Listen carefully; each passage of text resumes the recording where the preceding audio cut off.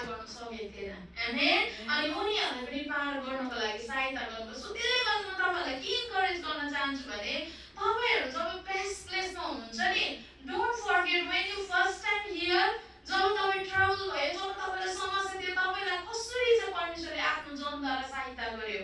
आमेन। त्यसले गर्दाखेरि चाहिँ तपाईँले पनि त्यो कुरालाई नभुल्नुहोस्। तपाईँले पनि सकेसम्म भलाइ गर्नुहोस्, प्रभुको कामको लागि गर्नुहोस्, सकेसम्म तपाईँले मद्दत गर्नुहोस्। किनभने त्यो मद्दत गर्दै गर्दा भले व्यक्तिले भुल्छ, मान्छे स्वार्थी छ, पुरा बाइबल भन्छ, बाइबलको वचनले भन्छ मानिस स्वार्थी हो। तर मानिस स्वार्थी भयो भने हाम्रो परमेश्वर स्वार्थी हुनुहुन्न। आमेन। हाम्रो परमेश्वरले तपाईँ